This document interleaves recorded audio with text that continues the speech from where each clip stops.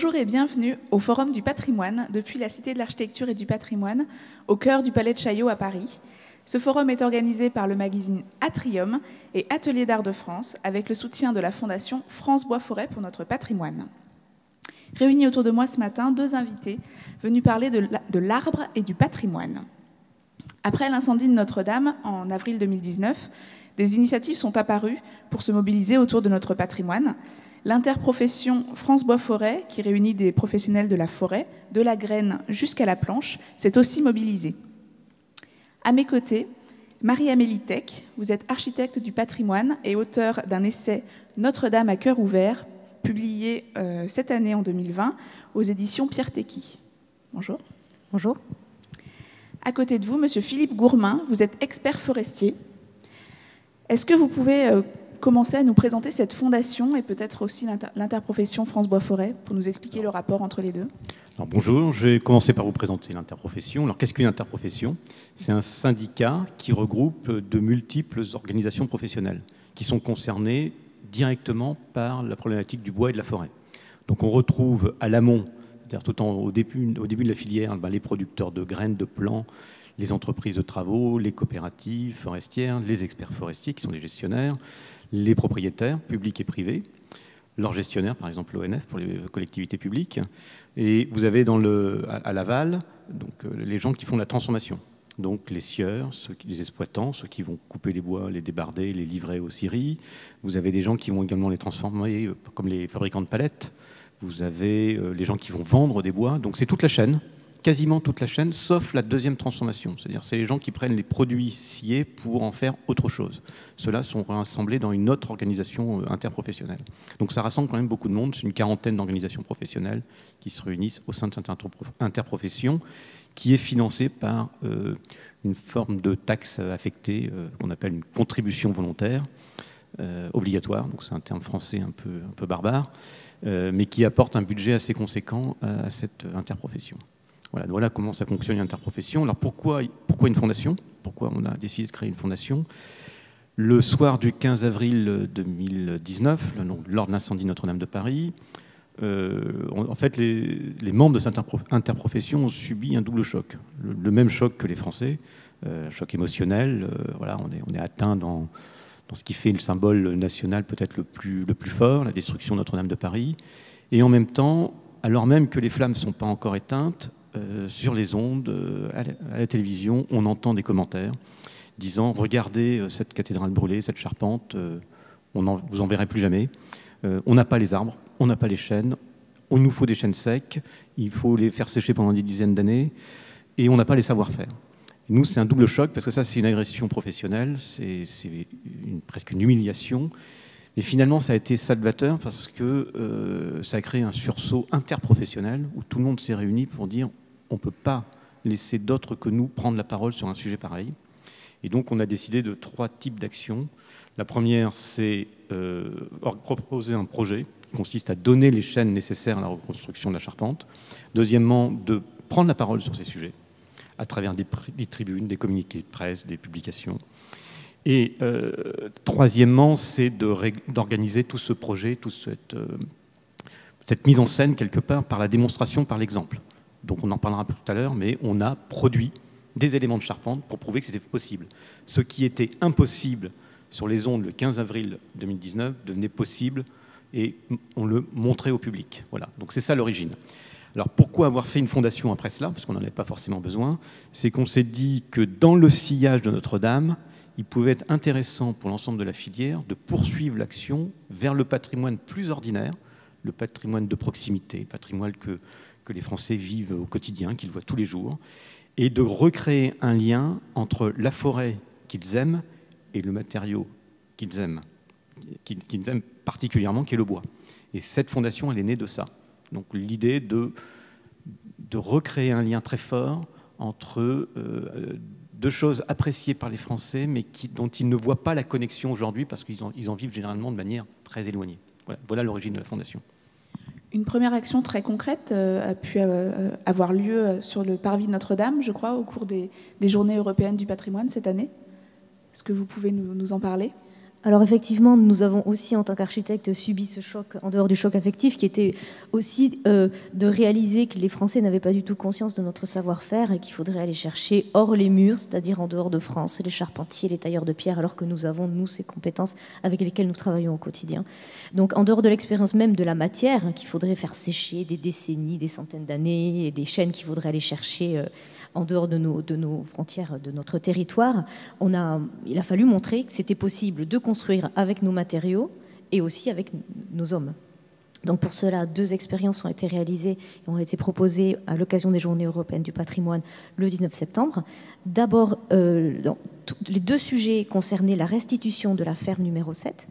Les compagnons du devoir ont restitué la travée de la ferme numéro 7 à l'échelle 0,75.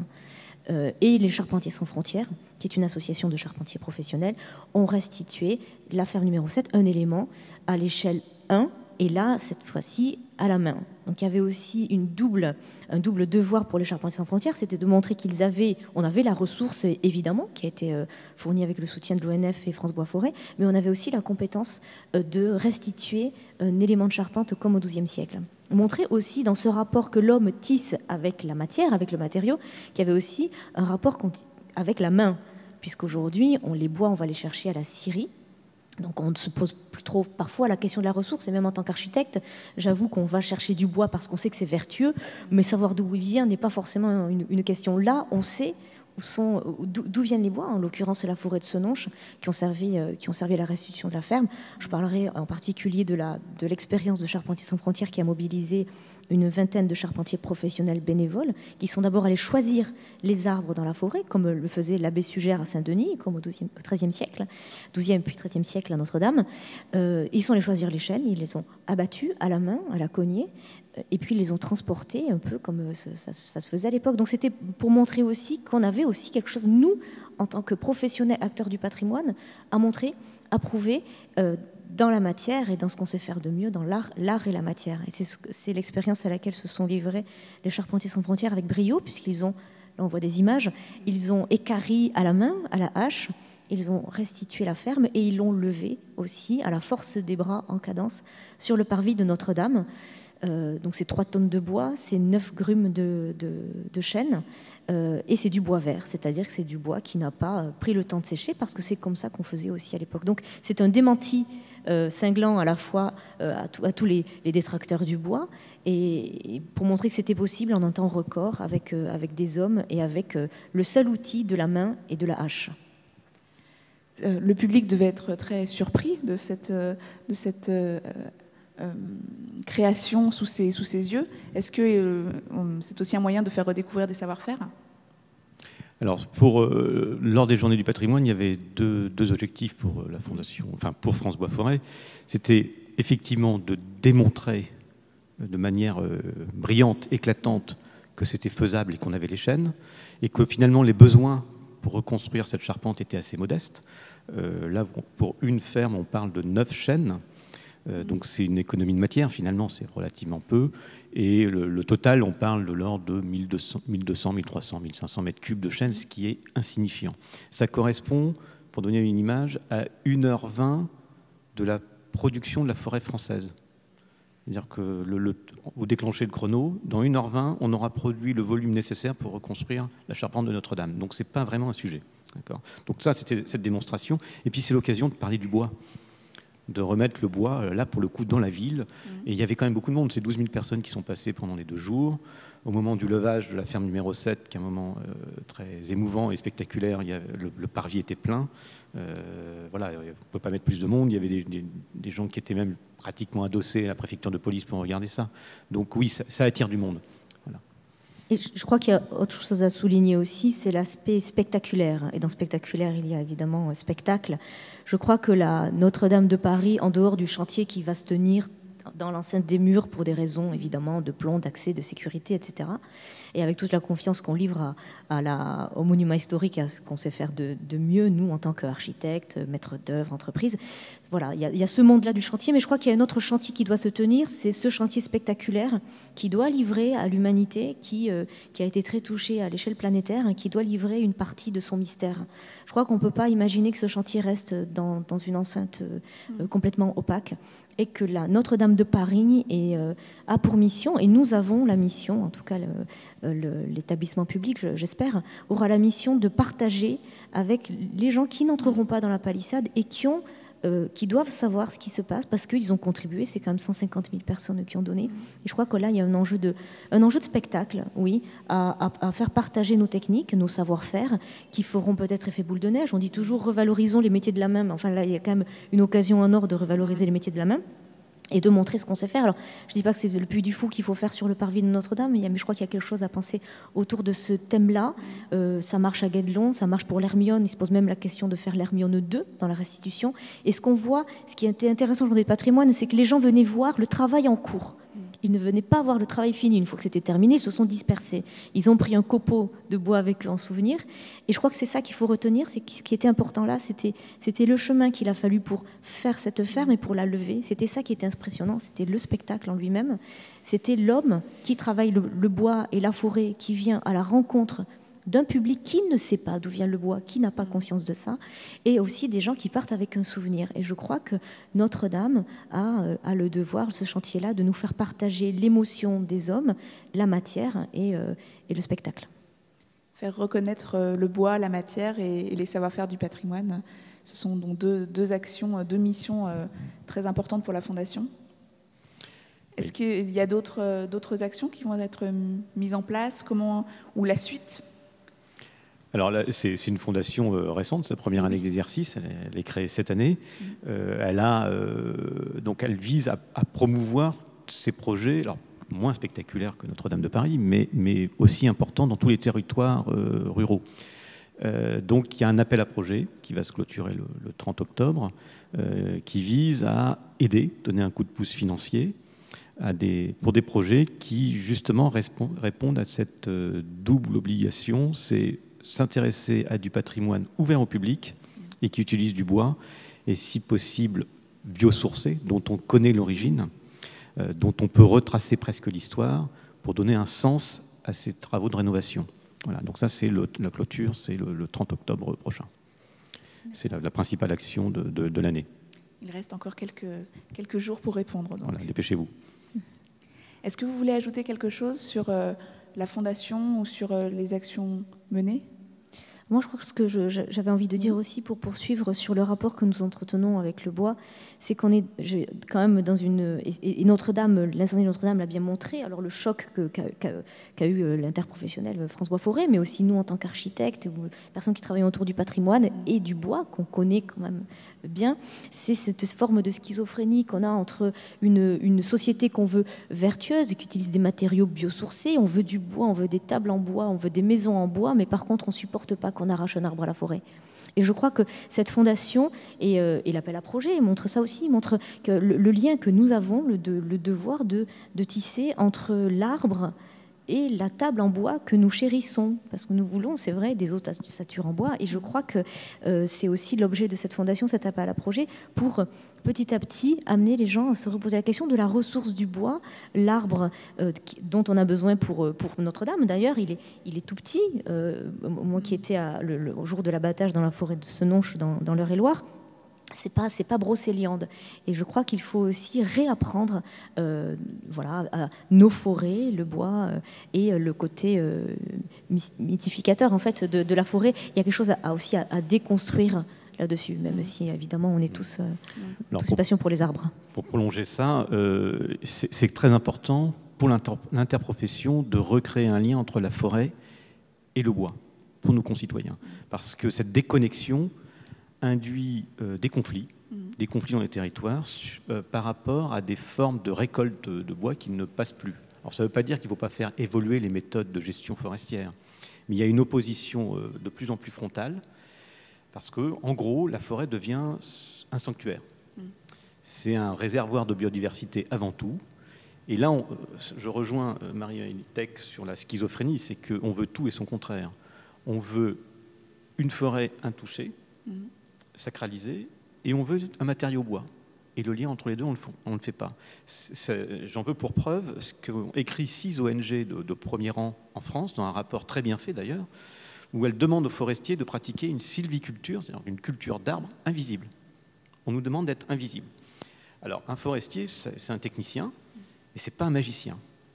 Là, on est dans l'ordre de la pensée magique. Amenez-nous des arbres, mais ne les coupez pas. Ça, on a beau progresser dans les méthodes, on ne va jamais y arriver. Donc c'est très important de dire, mais voyez, on va couper des arbres, mais ces arbres qu'on va mettre dans vos éléments de patrimoine, ils vont être vivants autrement. Et ils vont être vivants durablement. Et on ne les coupe pas pour rien. On ne les coupe pas comme une sorte d'action sacrificielle. Ce n'est pas du tout ça. On les coupe parce que tout simplement, l'humanité en a besoin. Alors on peut les gérer mieux, on peut modifier nos méthodes de gestion, mais fondamentalement, l'homme a besoin de la forêt. La réciproque est moyennement vraie, parce que la forêt existe depuis des temps immémoriaux, et elle nous survivra. Mais nous avons fondamentalement besoin de la forêt. Et pourquoi? D'abord pour des matériaux, pour d'autres usages aussi. On parle de services écosystémiques, le paysage, le stockage du carbone, le cycle de l'eau, le réservoir de biodiversité. Mais quand même, on en a besoin pour réussir aussi la transition écologique. Donc là, il y a un point qui n'est pas résolu. Il y a une espèce de brouillard, une forme de schizophrénie, où on veut tout et son contraire, et on ne veut pas voir.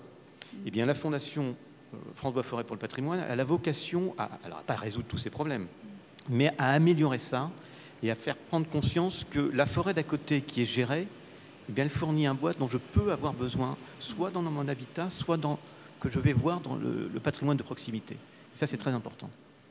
C'est très important ce rôle de pédagogie et d'explication auprès de nos concitoyens. Oui, et Notre-Dame de Paris, je crois, a le devoir aussi de montrer l'exemple. On parle justement d'architecture des territoires, du patrimoine vernaculaire et de proximité.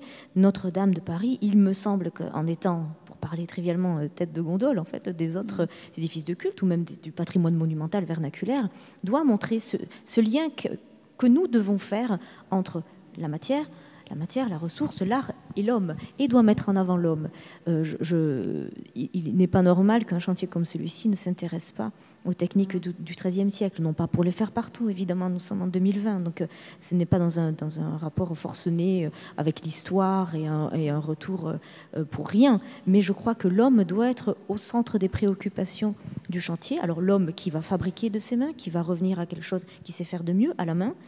On n'est pas obligé d'aller à la Syrie acheter son bois, on peut aussi aller admirer comment on abat un arbre qui passe du règne vertical au règne horizontal et qui revient au règne vertical en étant levé sur le parvis. Et le chantier a le devoir de nous montrer ce que nous savons faire de mieux et surtout de le partager avec le public, qui a souffert aussi et qui a donné et qui effectivement a besoin aussi de voir que le chantier avance et de faire un chemin avec le chantier. Alors toujours dans l'idée de créer un lien, le chantier Notre-Dame doit être exemplaire à ce titre. Le projet de France Bois Forêt pour Notre-Dame, c'est de fournir des bois qui viennent de forêts publiques, de forêts privées, de forêts prestigieuses, royales, souvent domaniales, mais quelques-unes sont devenues, après la Révolution, privées, mais de forêts plus modestes aussi, et de tous les territoires. Alors certes, il y a des régions qui produisent plus de chênes que d'autres. En gros, on trouve du chêne dans un grand bassin parisien élargi, voilà, mais on en trouve aussi en Occitanie, on peut en trouver quelques-uns en PACA, et il faut que chaque région puisse fournir ses chênes. Et que la plus petite commune de France, alors on ne pourra pas satisfaire tout le monde, puisse fournir son chêne. Et ça fait sens. C'est-à-dire qu'on va avoir des chênes qui vont converger de tout le territoire vers le point zéro. C'est le point zéro de la France, quoi. Et ça a une dimension presque politique. Et je pense que le politique devrait se réapproprier le projet, d'ailleurs. Parce que là, il s'en est un petit peu débarrassé. Il y a eu des effets d'annonce au moment de l'incendie, ça a duré une semaine et puis terminé. Il y a eu une décision du président de la République suite à la Commission nationale du patrimoine et de l'architecture qui confirme le choix de la restauration à l'identique, donc en chêne. Mais le sujet n'est plus évoqué. Il y a matière à faire un projet qui fasse vibrer le pays. Et je pense que dans une période comme celle-ci, qui n'est pas forcément la plus joyeuse qui soit, ça donnerait des perspectives un peu plus réjouissantes. Et le fait d'avoir un spectacle sur le parvis, un spectacle permanent, où il y a seulement une partie de la production qui sera visible, parce que le reste va se faire en partie dans les ateliers, en grande partie sur les échafaudages, derrière les palissades, le public ne va pas le voir. Mais prévoir un spectacle permanent, c'est une nécessité absolue. C'est redonner du rêve autour de ce drame finalement national. Et on a la possibilité, c'est assez simple. Par contre, c'est peut-être pas le métier d'un architecte en chef de faire ça. C'est des gens du spectacle qui doivent le faire, de la mise en scène, de la scénographie. Et le monde entier attend ça. Moi, dans les conférences, enfin les échanges que j'ai pu avoir avec la presse, j'étais frappé de voir que finalement la presse française s'y est peu intéressée, mais la presse internationale, mais elle attend ce genre de choses. Il y a une envie de voir, et notamment la presse anglo-saxonne. C'est très, très frappant. Oui, c'est pas forcément les Français, bien sûr, ont envie de voir, mais effectivement aussi à l'international, tout le monde attend le déroulé de ce chantier. Et d'un spectacle dans le chantier, ou d'un chantier dans le chantier, mais qui serait effectivement à l'origine de je sais pas, c'est peut-être 10 millions de personnes. C'était 13 qui venaient visiter Notre-Dame, et pourquoi pas 13 millions qui viendraient visiter un chantier à ciel ouvert. Peut-être qu'on fera une visite de chantier à l'avenir. Ça pourrait être intéressant pour tout le monde. Est-ce que vous voulez conclure sur quelque chose, ou je pense que nous avons fait le tour? Vous voulez ajouter quelque chose? Oui, moi je voudrais m'adresser aux architectes, et notamment aux architectes du patrimoine. Je pense que dans cette affaire-là, la recréation du lien local, forêt, bois, à travers l'habitat et le patrimoine de proximité, ils ont un rôle à jouer. Il faut qu'ils se penchent sur la question du bois et notamment de son origine.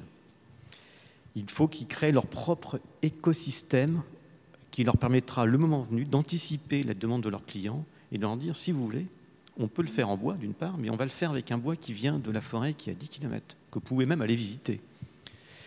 Et ces bois, ils vont, bien sûr, ils vont être sciés, ils vont passer par une scierie. La scierie, elle a 15 km, que vous pouvez aller voir. Et là, le matériau, qui est déjà un matériau sensuel, qui a une odeur, qui a un toucher très particulier, il acquiert un sens presque géographique. Et ça, il n'y a personne d'autre que l'architecte, notamment l'architecte du patrimoine, en charge de la rénovation de bâtiments historiques, qui peut le faire. Ça suppose qu'il s'intéresse à cette question, qu'il se forme aussi. Il y a peut-être la question de la formation. Moi, je ne connais pas le monde de l'architecture, mais je pense qu'il y a nécessité pour les architectes, notamment les architectes du patrimoine, de se former à la question de la forêt et du bois, davantage. Sans doute Marie-Amélie. Je souscris. Et c'est vrai qu'on se pose la question de la pierre, oui, dans des carrières locales. Souvent on dit, on a fait des recherches, on sait d'où vient la pierre. Ah, hélas, la carrière est fermée, c'est souvent le constat. Mais en tout cas, on s'est posé la question. On se pose la question du sable des rivières pour les granulats du béton. On se pose la question du sable des rivières et d'où proviennent les teintes ocre qu'on voit sur les enduits. Et je reconnais que sur le matériau, sur le bois, c'est moins systématique. On a moins cette recherche. Et puis ça dépend aussi du patrimoine sur lequel on travaille.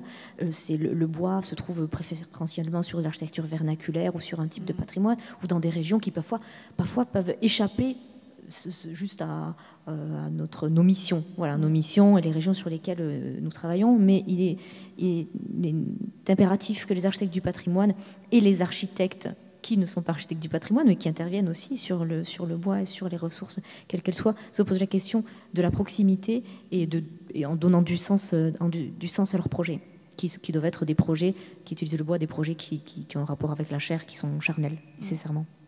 La connaissance du matériau est bien évidemment essentielle dans votre travail d'architecte. Crucial. Parfait. Je vous remercie beaucoup tous les deux pour votre participation. Au plaisir de nous retrouver pour d'autres émissions sur d'autres sujets qui ont lieu dans le cadre du Forum du patrimoine. Merci et à bientôt.